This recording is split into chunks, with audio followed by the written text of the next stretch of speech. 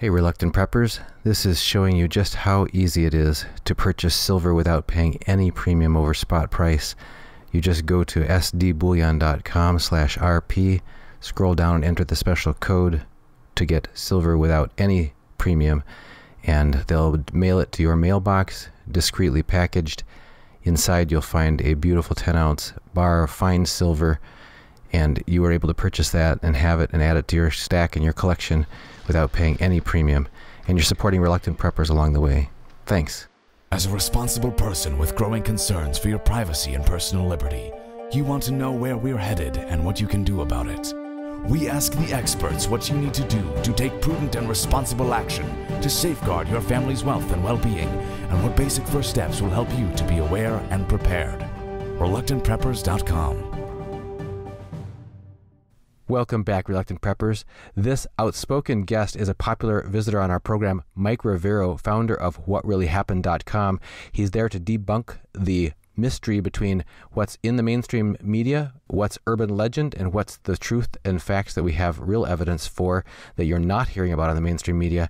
Mike, thanks for always joining us back again here on Reluctant Preppers. Well, thank you for having me again. Before I ask you anything else, I have to give you a little bit of a hard time about what in the world is going on with your state of Hawaii.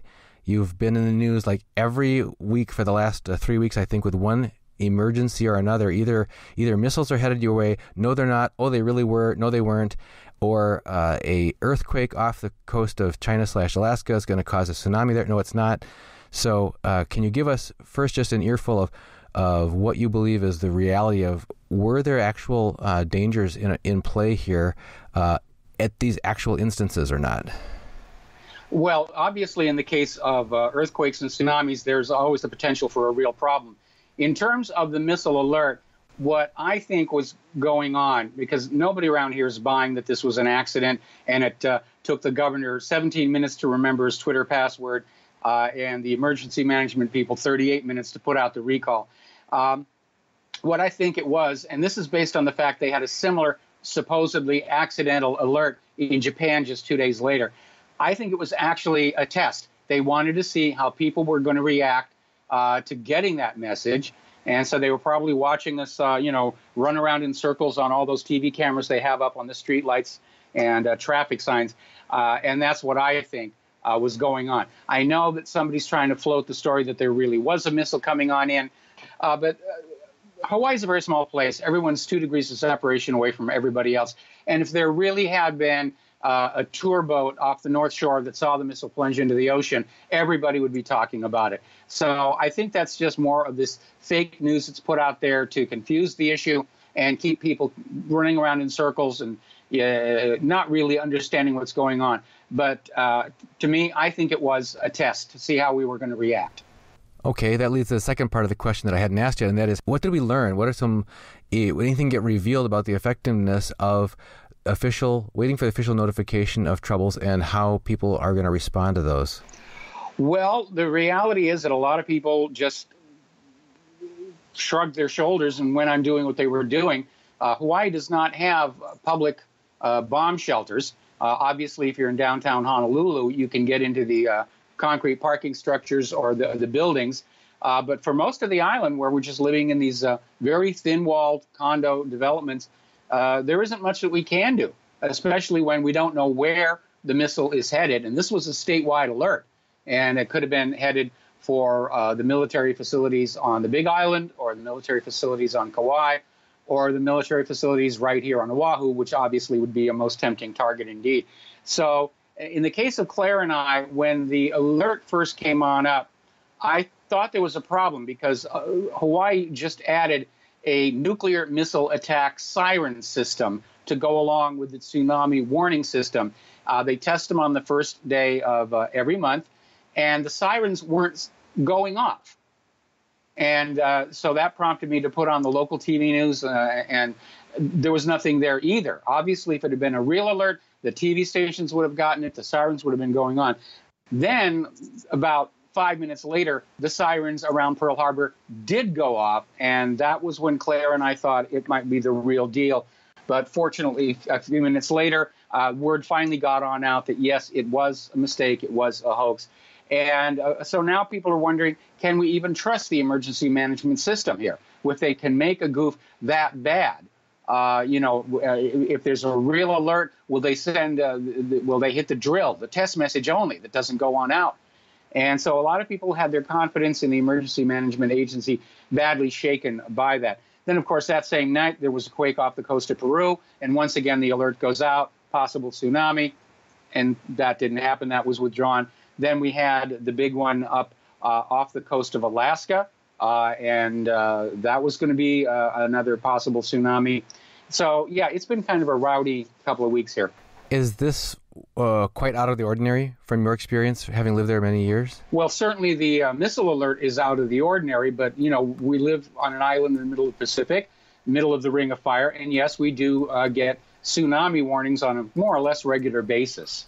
So we'd like to turn our attention now, if we could, to the U.S. national scene and specifically what's going on in Washington, D.C., both during the Trump candidacy and presidential election as well as post-election in the Trump White House, where we have we've been told is the first time in history that we have a ex-U.S. president remaining in Washington, D.C. and setting up what some call a shadow government. All the way through the Trump presidential election, there was talk of potential spying or bugging or snooping by the Obama administration, manipulation of whether or not certain charities that would be supportive of conservative candidates would even, through the IRS would even get tax-exempt status.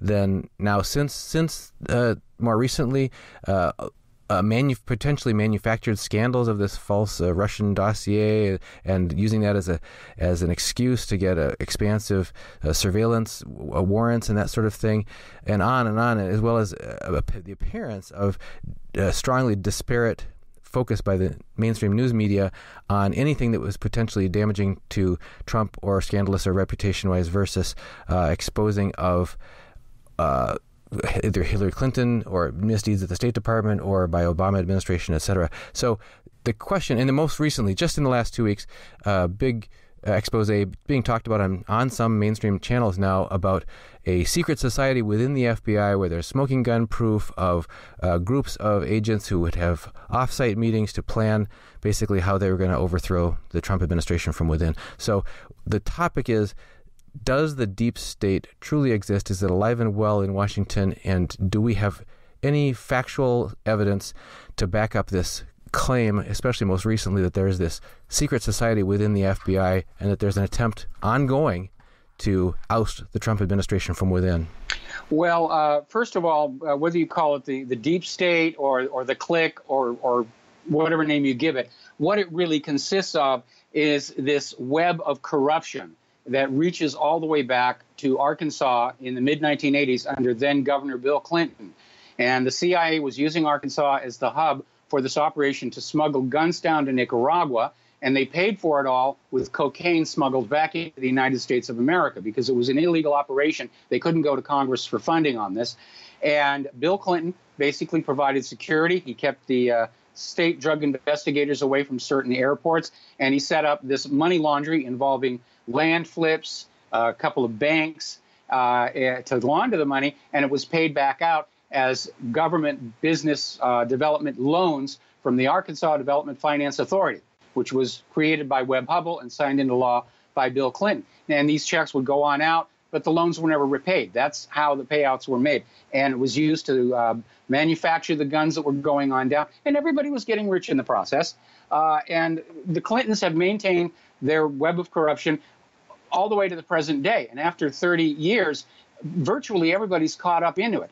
And they're all entangled with it. And that's why they're working so hard to protect Hillary Clinton and get rid of Donald Trump, because Hillary Clinton, she's got the goods on everybody. And the plan was that Hillary was going to be the president of the United States of America, and everybody could relax and go on being corrupt because there wouldn't be any investigations. It would all be covered up the way Hillary's own email scandal was covered up. But Trump won, and now everyone's in a panic because they were adversarial to him. He has got no reason whatsoever to try and interfere in any investigations. So I'm not at all surprised about this this group in the FBI, this insurance policy. And the evidence for it so far is basically in text messages sent between FBI agent Peter Strzok and FBI lawyer Lisa Page. And they were having this adulterous affair ongoing, and were very obviously displaying an anti-Trump bias, a very intense bias. And so now the FBI claimed to have accidentally deleted 50,000 text messages, including the ones that were wanted by congressional investigators. But apparently those text messages did exist in one other location, and they're starting to be let on out. And some of them are, in fact, very damning. They're talking about this group, this secret society inside the FBI that was meeting off the campus to literally plot the overthrow of the sitting president. And it's the worst scandal in the FBI's history. It's worse than COINTELPRO. Probably the worst scandal of all time in this country. This idea that our government is no longer operating as a republic with democratically elected leaders. It's acting like a Stalinist or banana republic dictatorship. You know, we're going to pick the candidates. We're going to pick who gets to be the leader. You just shut up, work, give us money, breed us new workers and soldiers. And that's really where we are. And the American people ought to be just outraged by this.